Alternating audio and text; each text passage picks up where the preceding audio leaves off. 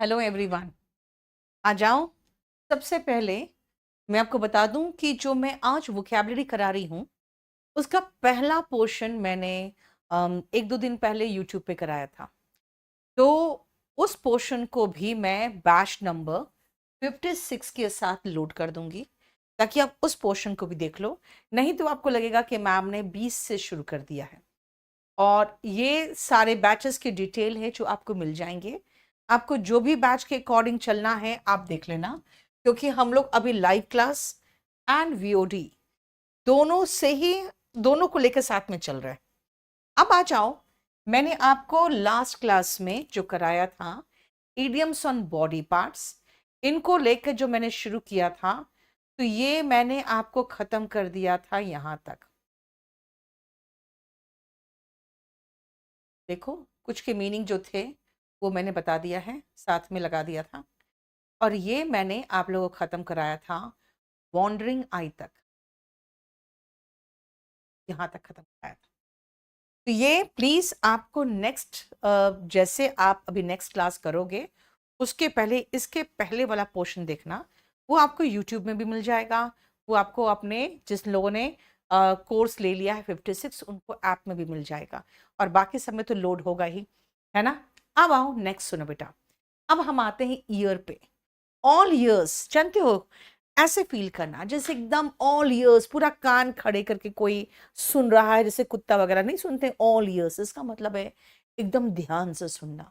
When you are all ears, जैसे मान लो मैं अपने मोबाइल पे कोई काम कर रही हूँ, अगर आप कहोगे मैम सुनो ना जो बोल रहा हूँ, मैं कहूँगी आई एम ऑल ईयर्स स्पीक, इसका मतलब है भाई मैं सुन रही हूँ तुम बोलो। यानी ऑल ईयर्स का मतलब है डीपली अटेंटिव, एकदम सुन रही हूँ। Children should be seen not heard. बेटा ये आपके जमाने के लिए नहीं है, ये हमारे जमाने के समय का था बेटा। जिस समय बड़े लोग बैठे रहते थे ना, तो हम लोग कुछ बोल नहीं सकते थे, हम लोग को अलाउड नहीं था कुछ बोलने का। और अगर कुछ बोल दे बाय चांस, तो सीधा जवाब मिलता था कि जितने बड़े हो ना उतना ही बड़ा रहो, बहुत बड़े बनने की कोशिश मत करो। इसीलिए हम लोग को बोलना अलाउड नहीं था। तो हमारे जमाने में क्या माना जाता था कि चिल्ड्रन शुड बी सीन, यानी कि तुम लोग दिखाई तो देना चाहिए लेकिन हर्ड नहीं होना चाहिए, यानी सुनाई देना नहीं चाहिए, बकवास नहीं, मुंह बंद। Children should not speak in the presence of adults. देखो समझ में आया। नेक्स्ट आओ, गिव ईयर टू। अगर मैं कहूं please give ear to what I say, तो आप कहोगे ओके सुन रहा हूं, I am all ears. Give ear का मतलब है कि ध्यान दो, है ना। गिव ईयर का मतलब listen to, pay attention. Give someone an earful. अब मैंने कहा please give ear to what I say, इसका मतलब ध्यान तो दो जो मैं बोल रही हूं। तो आप कहोगे I just give you an earful, यानी पूरा तो फुल ऑफ ईयर्स तो दे ही रहा हूं मैं आपको। इसका मतलब अगेन हो गया ये अटेंशन देना। लेकिन अब ध्यान से सुनना, एक और मीनिंग इसका। अगर मैं कहूं कि आई गेव हिम एन ईयरफुल, मतलब फुल पूरा भर दिया कान में, जितना कुछ मुझे सुनाना था ना सब मैंने सुना दिया। इसका मतलब है कि पूरा अपना जो भड़ास से निकाल देना और गुस्से से भर के उसको बहुत अच्छी खरी खोटी सुनाना, यानी उसका कान भर जाए इतना बोलना, इतना बोलना। To angrily express an opinion to someone, भाई जो मैं कह रही थी मेरे स्टाफ नहीं कर रहे थे। And then I went to the office and gave everyone an earful, यानी अच्छे से डांटा मैंने। ईयरफुल मतलब पूरा भड़ास निकाला, कान भर दिया, इतना बोला मैंने। लेंड ईयर, बेटा लेंड का मतलब होता है उधार देना, यानी कि सुनो मेरी बात, अपने कान मुझे तो दो, यानी कि ध्यान तो दो। टू लिसन अटेंटिवली, बेटा ये जो है ना एक दो फ्रेजेस है, उन्होंने शेक्सपियर ने बनाया है।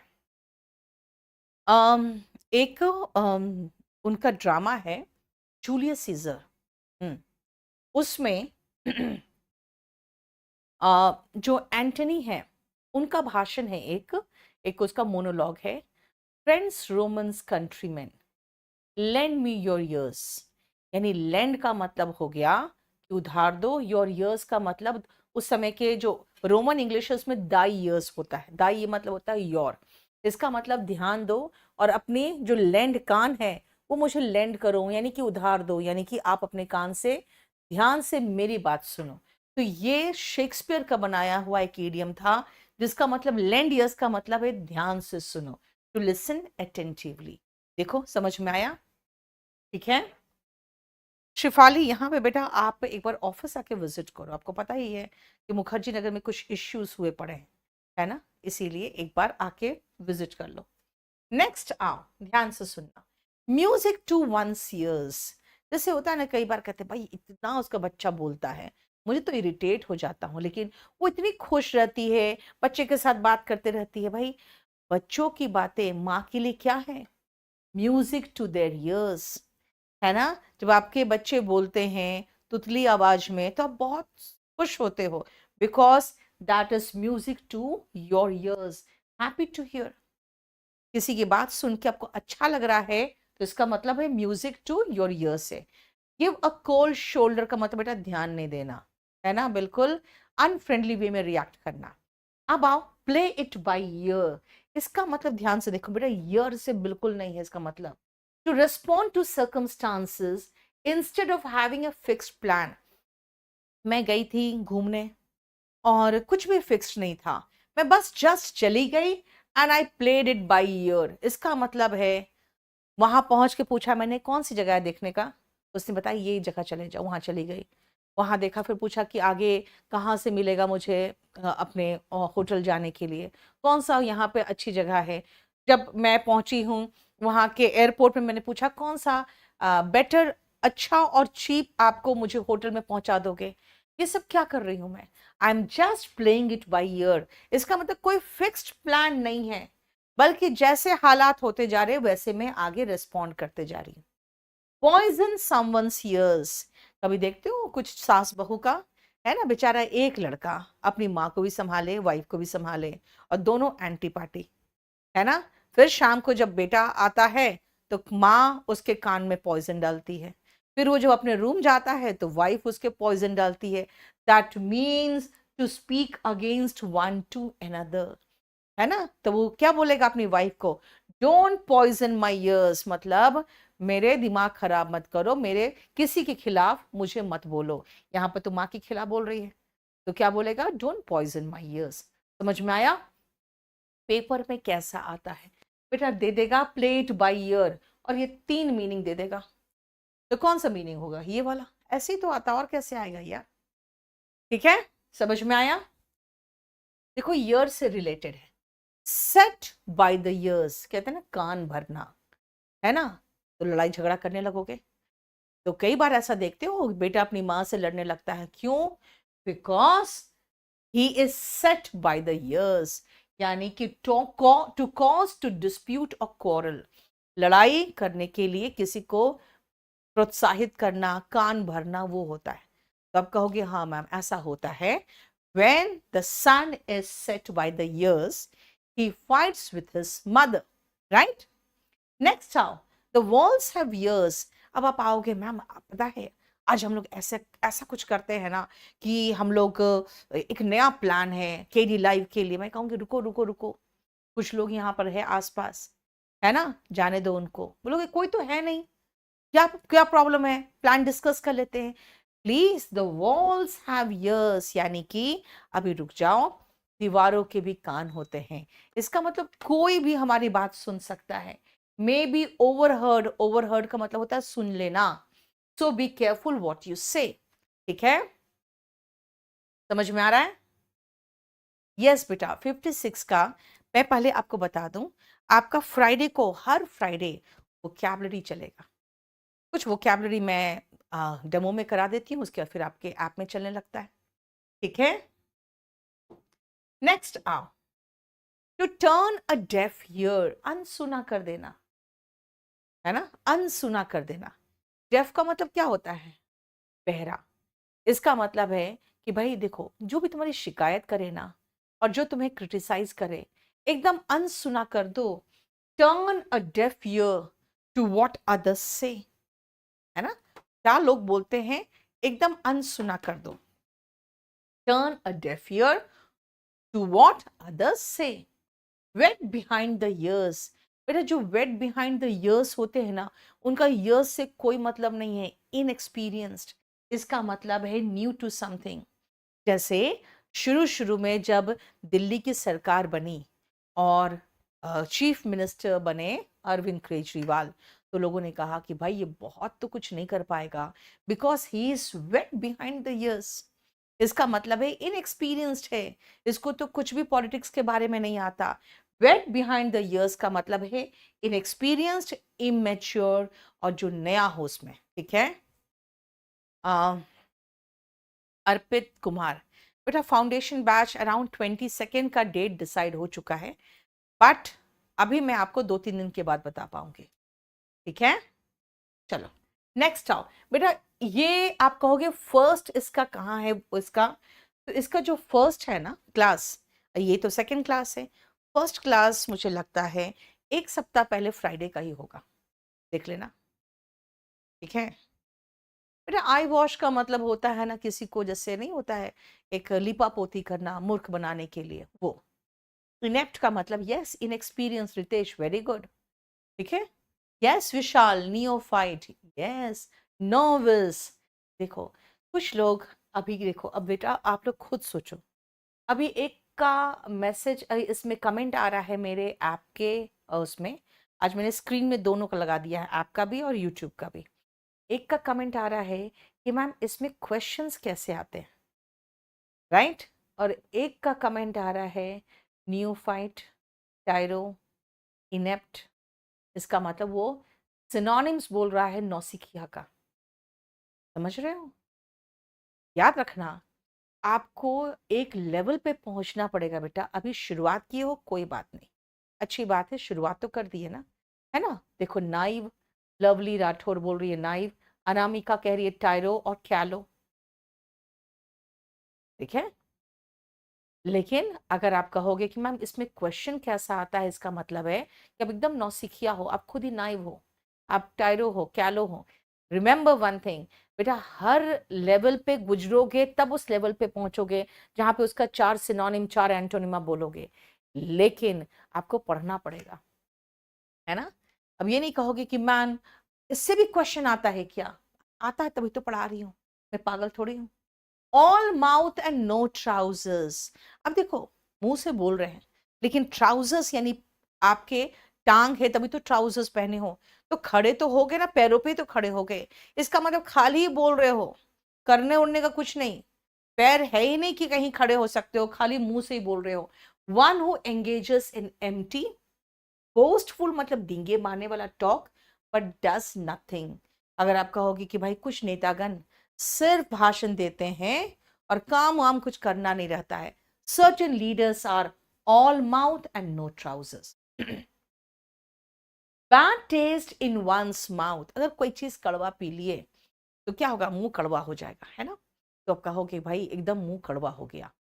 अगर ऐसे ही किसी से मिले और वो इतना बदतमीज और बेहुदा टाइप का आदमी था, मिल के लगा यार मैंने तो समय बर्बाद किया, यानी just meeting him left a bad taste in my mouth, right. इसका मतलब उससे मिलना बेकार लगा, टू फील बैड और disgusted. Be born with a silver spoon in one's mouth, बच्चा हुआ, गोद में लिया गया और उसको चांदी के चम्मच से दूध पिलाया गया। भाई चांदी का चम्मच मुंह में आने का मतलब ये है कि वो जब पैदा होकर कहेगा अरे यार मैं तो बहुत बढ़िया जगह पैदा हुआ हूँ, है ना, अमीर के घर में नहीं। इसका मतलब हो गया अमीरी में पैदा होना नहीं। अब सोचो अंबानी अडानी के घर में बच्चा पैदा होगा, कहेगा यार किस्मत खुल गई, कितना मजा, इतने बढ़िया घर में पैदा हुआ नहीं। To be born in a rich family, तभी तो सिल्वर स्पून ले रहे हैं उनके मुंह में, ठीक है। नेक्स्ट आओ।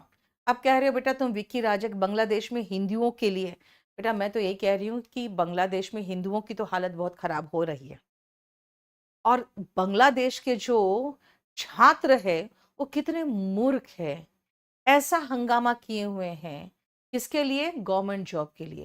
यानी सरकार ही खत्म तो सरकारी जॉब कहाँ से निकलेगा, सारा मामला ही खत्म, अपना करियर सब बर्बाद करके बैठ गए वहां के लोग।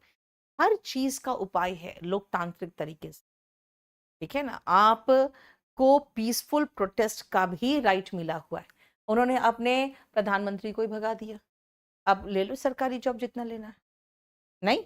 चलो, by word of mouth, by word of mouth, यानी कि मुंह से बता दिए, लिखित उखित कुछ नहीं। By personal communication rather than written media. अगर आप कहोगे कि भाई हमने उसको आपका मैसेज पहुंचा दिया है, मैं कहूंगी जरा दिखाओ तो मैसेज, कहाँ भेजा है उसको, कहोगे it was by word of mouth, यानी कि मुंह से कह दिया था, लिख के कुछ नहीं भेजा था। ठीक है, नेक्स्ट आओ, from hand to mouth. Hand में जितना आया उठाया और मुंह में ले लिया, यानी खा के खत्म। इसका मतलब है कि जितना कमाया उतना खा लिया, कपड़े में भी कुछ नहीं पैसा बचा मेरे लिए, मुझे घर बनाने के लिए पैसा नहीं है, रेंट देने का पैसा नहीं है। इसका मतलब है कि सिर्फ बेयर एसेंशियल्स, कि खास खा के जी सके। इसे देखते हो रोड के साइड में बहुत सारे रात में लोग सोते हैं, वो कौन होते हैं? They are living from hand to mouth. मतलब घर ही नहीं है, कपड़े भी नहीं है ढंग से, ठंड में मौसम में सर पे छत नहीं है, तो they are living from hand to mouth. Lion's mouth, बेटा लायन का माउथ में समझते हो, उनका जो दांत होता है कितने स्ट्रॉन्ग और पैनी दांत होते हैं, है ना? वो एक बार अपने जीभ से चाट जाए ना तो आपका स्किन छिल जाएगा, इतना उसके जीभ में इतने ज्यादा बिल्कुल तेज होते हैं, कांटेदार उनका जीभ होता है। इसका मतलब है अगर लायंस माउथ में जा रहे हो, इसका मतलब खतरनाक सिचुएशन में जा रहे हो, है ना? इसका मतलब क्या है? अगर मैं कहूं कि Bangladesh is going into a Lions mouth, यानी खतरनाक स्थिति में जा रहा है, अ डेंजरस सिचुएशन में जा रहा है। पार्ट 2 में हूं और अगले साल ग्रेजुएशन कंप्लीट होगा।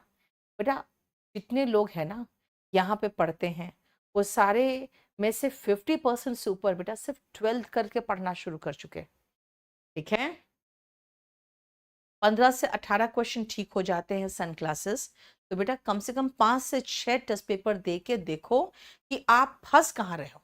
जिस पोर्शन में फंस रहे हो, लगातार आप उसी में फंस रहे हो, तो फिर आपको उस पर मेहनत करनी पड़ेगी। नेक्स्ट आओ, मिली माउथ। मिली माउथ का मतलब क्या होता है, ध्यान से समझना। अगर आप जुबान से बहुत खरा खरा नहीं बोल पाते हो, है ना, कोई कुछ करके चल जाता है तो आप बोल नहीं पाते हो, आप बहुत फ्रैंक नहीं हो, आप बहुत सॉफ्ट स्पोकन हो और बहुत खरा खरा किसी को जवाब नहीं दे पाते हो, तो आप क्या हो? आप mealy mouth.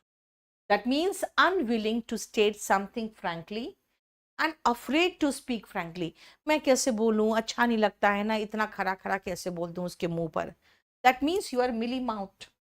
Mouth watering dish है ये तो, देख के ही मुंह में पानी आ रहा है। माउथ वाटरिंग का मतलब है जो आपका एपेटाइट स्टिमुलेट कर दे, देखकर मन करे बस खा लूं। Put one's foot in one's mouth, इसका मतलब होता है जो बोला है ना, यार मेरे से गलती हो, कहाँ से मैं बोलने गई थी, उल्टा ही दाव पड़ गया, है ना, सब लोग मुझे ही मूर्ख बना रहे हैं, ट्रोल कर रहे हैं, तो मैं कहूंगी क्या? I have just put my foot in my mouth. जो बोला ना, मुंह की खानी पड़ रही है यार, शर्म आ रही है बाहर जाने में, लोग इतना ट्रोल कर रहे हैं मुझे। This means I have put my foot in my mouth to say something that you immediately regret. आपको पछतावा हो रहा है, पछतावा हो गया है क्या कि भाई मैंने तो गलती कर दी, कहां से बोलने गई। ठीक है, पछतावा करना जो आप कह चुके हो उस पर। ठीक है बेटा, कल का जो मैंने क्लास लिया था ना, कल का क्लास मैंने आपको बताया था कि तैयारी कैसे करनी, लास्ट मोमेंट तैयारी हो या शुरुआत से तैयारी हो, कैसे करोगे वो बताया था, सिलेबस क्या होता है वो सब बताया था। नेक्स्ट आओ, रंस वंस माउथ। इसका मतलब होता है कि बोलते रहना, बोलते रहना, बोलते रहना। ठीक है, this means continue talking. Straight from the horse mouth. अगर आप कहोगे कि मैम जरा देखना ये नोटिफिकेशन जो आया है सही है कि 9 सितंबर से ही एग्जाम होगा, हमें तो लग रहा था कि भाई समय दिया जाएगा, मैं कहूँगी नहीं, सही है। This is straight from the horse mouth, यानी कि सीधा रिलायबल सोर्स है। जैसे मान लो एसएससी का नोटिस है, अगर आपने मुझे भेजा और मैंने देखा ssc.nic.in पहले था, अब तो .gov.in हो गया है ना, अगर मैं उसमें गई और मैंने देखा अरे यार ये तो वहां पर नोटिस है ही, तो मैं कहूंगी भाई ठीक है notice, it is straight from the horse mouth. इसका मतलब है फ्रॉम अ रिलायबल स्रोत, है ना, from a reliable source, reliable का मतलब होता है विश्वसनीय। बोलो, समझ में आया? अभिषेक बेटा, एंटोनिम अभी मैंने कराया नहीं है पूरा, इसलिए लोडेड नहीं। अप्सरा, बिल्कुल नोट्स बनाने की जरूरत नहीं है इसका, चुपचाप से इसको रट्टा मारो। और ये सारा आपकी वोकैब की बुक में है बेटा। वोकैब का बुक में आप चैप्टर्स फिर से ऐड करके इसके पेजेस जानते हो, करीबन 70 पेजेस एक्स्ट्रा हो गए हैं वोकैब की बुक में। सुनो ध्यान से, 70 पेजेस एक्स्ट्रा हुए हैं इसके, और मैंने इसका कॉस्ट नहीं बढ़ाया। उसके लिए मुझे एक छोटा सा कॉम्प्रोमाइज करना पड़ा कि इस बुक के कुछ पेजेस को छोड़ के, जो आगे विजुअल वो कैप था उसको छोड़कर पूरा मुझे ब्लैक एंड व्हाइट करना पड़ा। इसीलिए अब जो बुक आ रहा है आपका, वो 20-25 पेजेस छोड़ के सारा ब्लैक एंड व्हाइट है। ठीक है, क्योंकि मैं नहीं चाह रही थी कि इसका फिर दाम बढ़ाऊं मैं। ठीक है बेटा, ऐसे लोगों को नार्सिसिस्ट कहते हैं, ईगोसेंट्रिक कहते हैं, नहीं नार्सिसिस्ट। नार्सिसिस्ट होते हैं ना जो अपने आप को बहुत पसंद करते हैं। भारती, नेक्स्ट आओ। To foam at one's mouth, इसका मतलब गुस्से में होना। भाई जाके देखो क्या बात है, बहुत गुस्से में आया है ये। Go and see what has happened, he is foaming at his mouth. इसका मतलब बहुत गुस्से में होना, टू गेट वेरी एंग्री। देखो, अभी खाली मैं माउथ की बात की मैंने, अब मैं ईडियम आती हूँ हार्ट पे। देखो next, a change of heart, a change of once opinion. मतलब पता नहीं क्या हुआ, जैसे ही वो शादी किया अब तो बिल्कुल चेंज हो गया है। पहले की तरह बातें नहीं करता, पहले की तरह मिलनसार नहीं है। There is a change of heart in him. इसका मतलब एकदम हृदय परिवर्तन हो गया। कई बार ऐसा होता है कि बहुत क्रूर है, अचानक बहुत दयालु हो गया, जैसे राजा अशोक है ना। You saw a change of heart in king Ashok after the Kalinga war. नहीं, इसका मतलब है एकदम उसका हृदय परिवर्तन हो जाना। नेक्स्ट आओ, आफ्टर वंस ओन हार्ट। इसका मतलब है एक ही राय रखना। अगर आपको भी, जैसे मुझे पिक्चर पसंद कौन सा है बताओ? मुझे सस्पेंस थ्रिलर अच्छा लगता है, कि इसमें कुछ सस्पेंस हो, लास्ट में अचानक पता चलता है किसने मारा है, कौन उसमें मर्डरर था।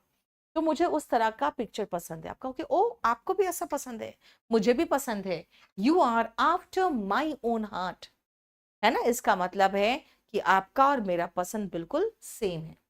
बेयर वंस हार्ट या बेयर वंस सोल। बेटा बेयर का मतलब नंगा, अपने दिल को खोल के रख दिया मैंने। इसका मतलब क्या होगा? He has Baird his heart. इसका मतलब दिल खोल के रख दिया सबके सामने या किसी के सामने। To confess one's deepest secrets of feelings, है ना। जैसे आपने दृश्यम 2 देखा था, उसकी वाइफ ने बार बार पूछा कि बताओ, सच बताओ, लाश कहाँ दफन है। उसे लगा कि बोल दूं, but he later decided that he should not bare his heart. जबकि वहां पे रिकॉर्डर लगा हुआ था, किसी और ने उसके घर में रिकॉर्डिंग का पूरा इंतजाम करके गया था, है ना। यस, जैसे महाराजा नया picture.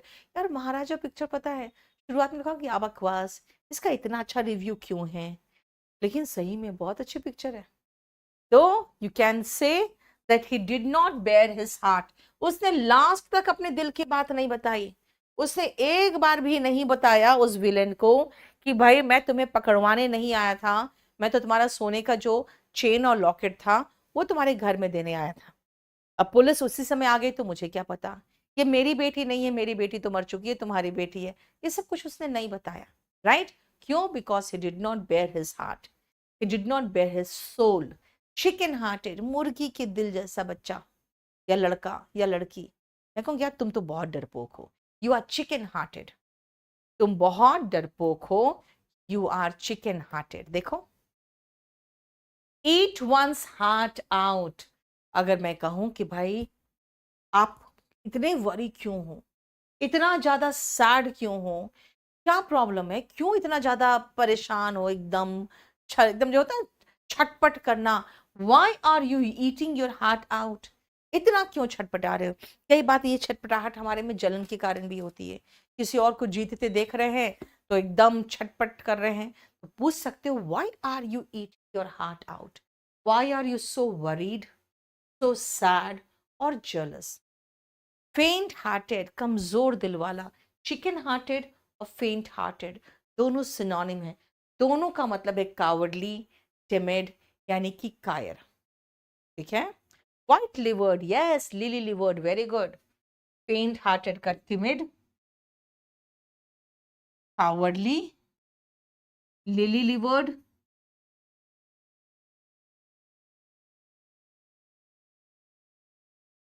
white livered, terrorized, afraid, terrified, है ना. टेरराइज्ड और टेरिफाइड ये सब आपको कराया हुआ है. आपके शीट 1 to 20 देखना. शुभम बेटा आप ऐप में आके सीधा अपना फोन नंबर लिख देना. यूट्यूब में फोन नंबर कभी मत देना. ठीक है. यस, पीडीएफ तो मिल जाएगा. लवली. आप ऐप में आके अपना नंबर दे दो. नेक्स्ट आओ. Follow your heart. Follow once heart क्या है मतलब ध्यान से समझना. आप कहोगे मैम मुझे है ना एसएससी के लिए मेरे पेरेंट्स मजबूर कर रहे हैं, अदरवाइज मेरा तो बिल्कुल मन नहीं है. मैं कहूँगी गो एंड फॉलो योर हार्ट. जो मन में कर रहा है वो करो. अगर आप कह रहे हो कि नहीं मुझे एसएससी में नहीं जाना, आपको जिसमें जाना है जो भी लाइन चुनना है अपने दिल की सुनो. Go and follow your heart. इसका मतलब rely on one's deeper feelings and instinct. जो अंदर से दिल करे when making a decision from the bottom of one's heart. अगर मैं कहूँ कि भाई मैं तुमसे बहुत प्यार करती हूँ इतनी दिल की गहराइयों से, तो क्या कहूँगी मैं? I love you from the bottom of my heart, यानी sincerely, deeply, seriously. Go to one's heart. उसने इतना प्यारा स्माइल दिया ना, it just went to my heart. एकदम दिल को छू लिया. सीधा गया कहाँ पे? दिल पे. To touch one deeply. है ना. हर स्माइल, कैसा स्माइल? मासूम smile. Her child like smile went to my heart. ठीक है. समझ में आ रहा है? देखो. हेल एंड हार्टी, एकदम हेल्दी, स्वस्थ. इसका सिनोनिम है इन द पिंक. कई बार in the pink of the health भी कहते. इसका मतलब है एकदम स्वस्थ. कैसे हो? I am hale and hearty here. इसका मतलब एकदम मस्त और एकदम स्वस्थ हूं मैं. हार्ट टू हार्ट टॉक, दिल से दिल की बात. भाई करीबन अराउंड 10 years, आफ्टर 10 years हम लोग मिले एक दूसरे से. And then we had heart to heart talk. बिल्कुल दिल से दिल की बात की हमने. In a heart beat. बेटा हार्ट, आनंद भारद्वाज पहले बताओ हार्ट बीट कितनी देर में होता है?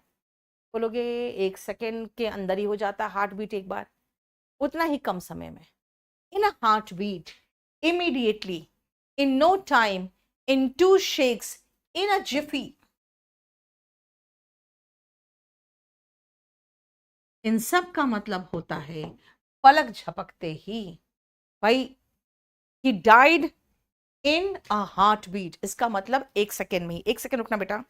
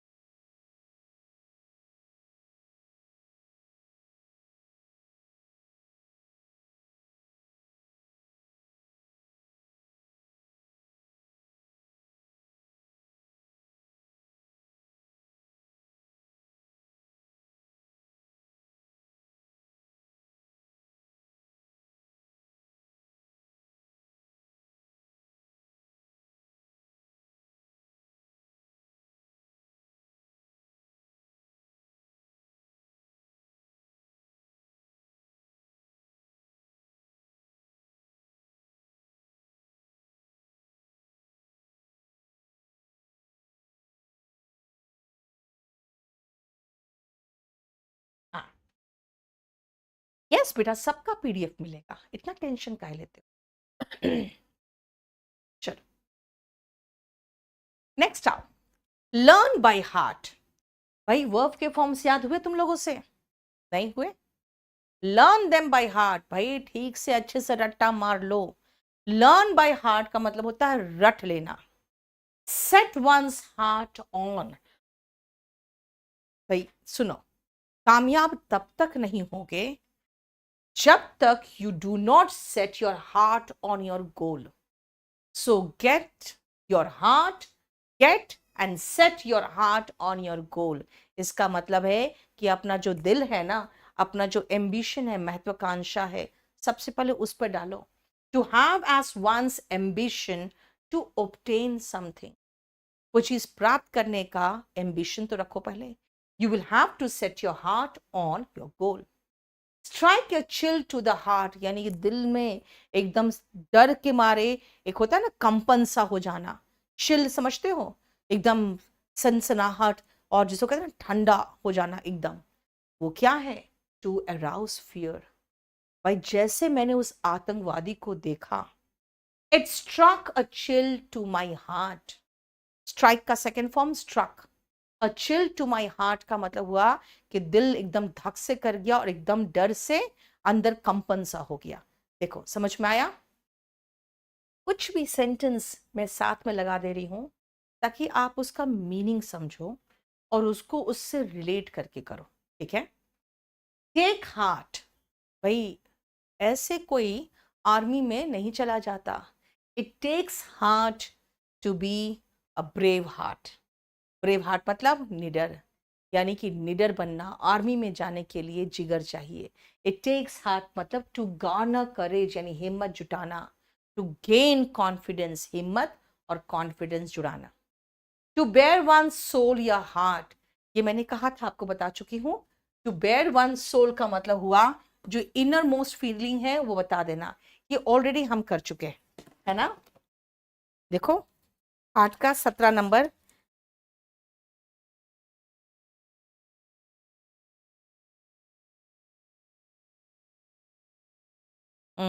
ये 3 नंबर में था, तो रिपीट हो रहा है। To have one's heart in the right place, भाई दिल मेरा दिल की जगह है और दिमाग दिमाग की जगह है। इसका मतलब है मेरे जो फीलिंग्स है वो बिल्कुल सही तरह के फीलिंग्स है। मैं बहुत ज्यादा, मैं कोई क्रूर नहीं हूं, और जहां दिमाग से सोचना वहां दिमाग से सोचता हूं। अगर आप ये कहना चाहते हो तो क्या कहोगे? कहोगे I have my heart in the right place, यानी to have a kindly and sympathetic disposition, यानी कि बिल्कुल काइंड होना। दिल दिल की जगह है, इसका मतलब मैं काइंड हूं, काइंड हार्टेड हूं, ठीक है? नेक्स्ट आओ, टू वंस हार्ट्स कंटेंट, एकदम मन भर के। नहीं, अब जब भी मैं पूछती हूँ अपने कोच से कि भाई मुझे ये तो बता दो कि चीट मील कब खाते हैं, तुम्हें सप्ताह में एक भी चीट मील नहीं दोगे तो मैं सरवाइव कैसे करूं? तो उन्होंने मुझे कहा है कि पहले 5 kg वेट करो, वेट कम करो, और उसके बाद you can have anything to your heart's content. ना मन भर के खाना, पहले 5 kg कम करो। इसका मतलब है कि as much as you want. उन्होंने मुझे क्या कहा? You can eat after that to your heart's content, यानी मन भर के, ठीक है? To put one's heart and soul into something, किसी काम में अपना दिल भी लगाना, आत्मा भी लगा देना। इसका मतलब है एकदम होल हार्टेडली। कामयाब होना है, you should put your heart and soul into your work. Heart और सोल किसी काम में एकदम लगाओगे तो इसका मतलब है कामयाब तो हो ही जाओगे फिर। टू टेक टू हार्ट, दिल पे लगा बैठना। देखो दो डिफरेंस है। टू टेक हार्ट का मतलब है हिम्मत करना, और टू टेक टू हार्ट का मतलब है दिल पे लगा बैठना, यानी बुरा मान जाना। प्लीज मैं जो आपको सजेशन दे रही हूं ना, उसको इतना दिल पे बुरा मत मान लेना, दिल से बहुत बुरा मत मान लेना। Don't take my suggestions to heart. देखो, don't take my suggestions to heart. मेरा तो वेट कम, बेटा अभी तुम्हारी उम्र में वेट कम होता ही है। जब आप मेरी उम्र के हो गए तो वेट ऐसे ही फैलेगा। उस समय हाइट नहीं बढ़ता है, उस समय डायमीटर बढ़ता है। नेक्स्ट आओ, to wear one's heart on one's sleeves, मैं अपने हार्ट को अपने स्लीव पर पहन लूं तो सबको दिखाई देगा ना। इसका मतलब है जो दिल में है वो सबको दिख रहा है ना। अगर मैं कहूं कि भाई वो बहुत फ्रैंक है, he wears his heart on his sleeve, प्यार जाहिर करने में वो he is just wears his heart on his sleeves, यानी express one's feelings openly, touch one's heart, दिल को छू जाना। भाई वो उसका जो काइंड जेस्चर था ना, जिस तरह से काइंडनेस के साथ उस सब गरीबों को खाना खिला रहा था, that touched my heart, affect someone emotionally, यानी दिल को छू लेना। देखो शिव क्या हो गया, हाँ, रोटेट करने पर नीचे का लिखा हुआ नहीं दिख रहा, ओके, फिर एक बार टैप करो दिखेगा। क्लियर? ये देखो हमने आज अभी जो खत्म किया आपका,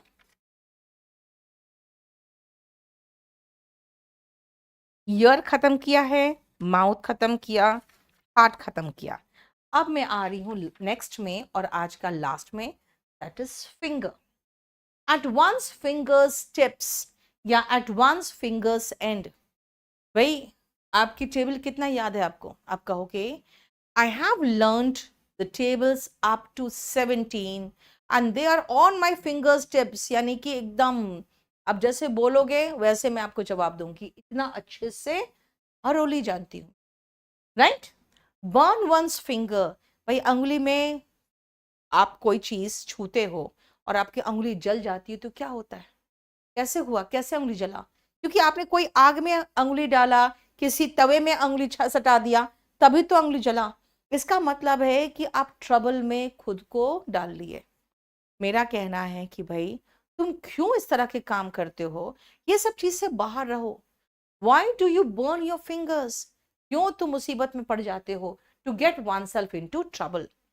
तो फिंगर तभी बर्न होता है ना जब आग में खुद ही उंगली डाल रहे हो तो, राइट। क्रॉस योर फिंगर्स, जब आप ऐसे क्रॉस करते हो ना तो कहते हो यार काश काश ऐसा हो जाए, है ना। जैसे रिजल्ट आ गया, रिजल्ट आ गया, काश काश मैं पास कर जाऊं। This means to hope that something will happen in the way that you want them to. इसीलिए जब आप क्रॉस करते हो फिंगर्स में तो विश करते हो कि काश ऐसा हो जाए, ठीक है। नेक्स्ट आओ, फिंगर पॉइंटिंग। ये बदमाश है, इसने बदमाशी किया है। Don't play finger pointing here.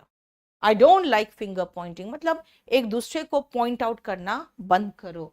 To blame one another, to have a finger in in every pie. बेटा इतने सारे पाइज बन रहे हैं, सब में मैं अपना फिंगर डाल रही हूं, इसका मतलब है कि हर चीज में मैं चाह रही हूं कि मेरा इन्वॉल्वमेंट रहे। देखो, to be involved in a large and varied number of activities. भाई आप बिजनेस करने जा रहे हो, पैसा आपके अपने है और आपके फादर का है, तो एक बिजनेस करो। Do not have a finger in every pie, कई काम में हाथ मत डालो, ठीक है। हाँ, फिंगर इन द पाई का मतलब भी वही सेम है, तो आप चाहो तो इसमें से एक को हटा दो, सेम मीनिंग है। नेक्स्ट आओ, हैव ग्रीन फिंगर्स, इसका मतलब गुड एट गार्डनिंग। अगर मैं कहूं ही हैज ग्रीन फिंगर्स, कई बार इसमें होगा टू हैव ग्रीन थंब, इसका मतलब होता है कि अच्छा होना बागवानी में। अगर आपके घर में मैं आई हूं और देख रही हूं आपका बगीचा बहुत अच्छा है, तो मैं कहूंगी यू हैव ग्रीन फिंगर्स, यानी कि तुम अच्छे हो बागवानी में। नॉट लिफ्ट अ फिंगर, उंगली ऐसे उठाना। भाई ना तुम एक ग्लास पानी लेके पीते हो, ना ही अपने बिस्तर ही ठीक करते हो, अपना कोई काम नहीं करते, तुम्हारा रूम इतना गंदा है। You don't lift a finger the whole day, तुम अपने फिंगर तक को मूव नहीं करते हो पूरा दिन, इसका मतलब कुछ नहीं करते हो। Do nothing to help. और ये पॉइंट फिंगर्स हम ऑलरेडी देख चुके थे, नहीं? जो मैंने कहा blame others, snap one's fingers at. कभी कभी हाई कोर्ट या सुप्रीम कोर्ट का ऑर्डर रहता है और कोई नहीं पालन करता है, हाई कोर्ट और सुप्रीम कोर्ट बहुत तेज गुस्सा हो जाती है। क्यों? क्योंकि वो मानती है कि आपने मेरा बात नहीं माना, यानी आपने कंटेम्प्ट किया, अवहेलना कहते हैं, अवहेलना किया आपने ऑर्डर का। दैट मीन्स गुस्से में क्या कहेंगी? You did not snap your finger at the order. इसका मतलब है कि you snapped, sorry did not नहीं, you snapped your finger at the order. इसका मतलब है कि तुमने तो बिल्कुल सिरे से हमारे ऑर्डर को खारिज कर दिया और बिल्कुल अवहेलना किया आपने। Snapped your fingers eight the order of the high court का मतलब है कि तुमने कंटेम्प्ट, अवहेलना किया ऑर्डर का और माना ही नहीं। someone's fingers print are all over। देखो, someone's fingerprints are all over का मतलब है, अब मान लो कोई कह रहा है कि भाई मैंने ये गुनाह नहीं किया, मैंने कोई चोरी नहीं की। पुलिस कहेगा यार तुम्हारे जो है ना फिंगरप्रिंट्स यहाँ अलमारी में, यहाँ टेबल पे, यहाँ पे इसके ज्वेलरी के ऊपर, ज्वेलरी बॉक्स के ऊपर, सब जगह तो तुम्हारे फिंगरप्रिंट्स मिल रहे हैं, है ना? तुम कैसे कह दो कि तुमने ये गुनाह नहीं किया? That means someone's influence is evident, जाहिर है, सब जगह है। That means your fingerprints are all over the place, हर जगह तो सबूत है तुम्हारे खिलाफ। देखो, स्टर अ फिंगर, बेटा स्टर अ फिंगर और लिफ्ट अ फिंगर दोनों का सेम मीनिंग है। इसका मतलब है टू मेक एफर्ट। मैंने कहा ना, you do not lift a finger, same था you do not stir a finger. ठीक है, क्लियर? विवेक, MA' सही है बेटा, MAM गलत स्पेलिंग है, लेकिन मैं क्या करूं, इंग्लिश बाय नीतू मैम बना दिया इन लोगों ने MAM। मैंने कहा यार इंग्लिश का चैनल का नाम तो सही रखो। अब इनका कहना था कि बच्चे MAM से सर्च मारते हैं तो हम MA' क्या करूं? यस, कुछ नहीं मितेश बेटा, मैं बिल्कुल आपको हर फ्राइडे को वोकैबुलरी ही कराती हूँ बेटा। क्लास नोट्स एंड वॉल्यूम 1 में बहुत difference. To burn one's finger ये मैं करा चुकी हूं। To have at one's finger tips ये भी हो चुका है, दोनों सेम है ना? ये करा चुकी हूं। टू बर्न वंस फिंगर्स का मतलब हो गया नहीं, फाइनेंशियल लॉस भी होना, ऊपर ही दिया है, to get oneself into trouble, burn one's finger. उसी के बगल में चाहो तो इसका मीनिंग, ये वाला भी मीनिंग लिख सकते हो, टू सफर फाइनेंशियल। ये इसमें थर्ड किस में, एक सेकेंड, 2 में, सेकेंड नंबर में, फाइनेंशियल लॉसेस, यानी सेम में एक ही में कर लो। और 14 का जो मीनिंग है, एग्जैक्ट मीनिंग है 1 का। ठीक है, क्लियर? अब मेरी बात सुनना, ये जो पूरा कंप्लीट चैप्टर है ये अभी एक आध क्लास और लेगा, क्योंकि अभी मैंने फिंगर तक कराया है।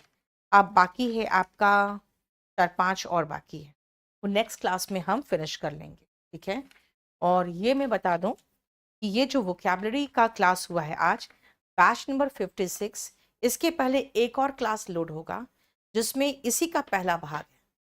ठीक है, और आपके क्लास में अभी मैंने स्टार्ट किया है वर्ब चैप्टर। याद रखना, फॉर्म्स ऑफ वर्ब्स आपको अच्छे से याद करना पड़ेगा, और ये फॉर्म्स ऑफ वर्ब्स से ही आपको पता चलेगा कि भाई इसका इंपॉर्टेंस क्या है टेंस में, तो वो आप अच्छे से कर लेना। और ये जो बैच हमारा चल रहा है, ये याद रखना, ये वाला बैच है जिसमें मेरा बैच नंबर 56 आया है।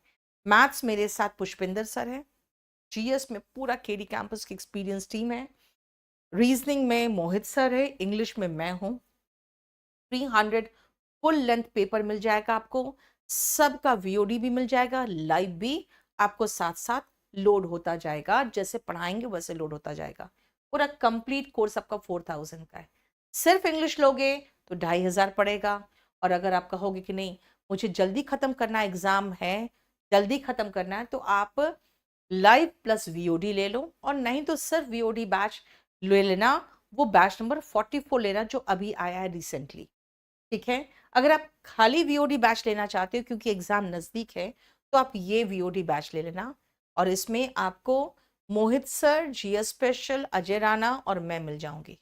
ठीक है, खाली इंग्लिश लेना है कहोगे नहीं, स्पोकन भी ठीक करना है, अच्छे लेवल का ऐसे प्रेसी कॉम्प्रिहेंशन भी लिखना है, एग्जाम की तैयारी करनी है, जल्दी भी करनी है, और मैं चाहता हूँ कि आपसे रेगुलर बेसिस पे क्वेश्चन भी पूछ सकूं, लाइव भी ले सकूं, तो भी ये ले लेना।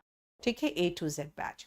बुक में पूरी याद करनी, यस बेटा, बुक आपके बुक जो है ना, मैंने बहुत सारे चैप्टर्स पढ़ा रखे हैं, आपको धीरे धीरे सब लोड हो जाएगा। ठीक है, चलो, थैंक यू सो मच। और आपकी क्लास नेक्स्ट होगी, आप अपना शेड्यूल देख लेना, उसके अकॉर्डिंग आपके ऐप में क्लास होती रहे। Thank you so much.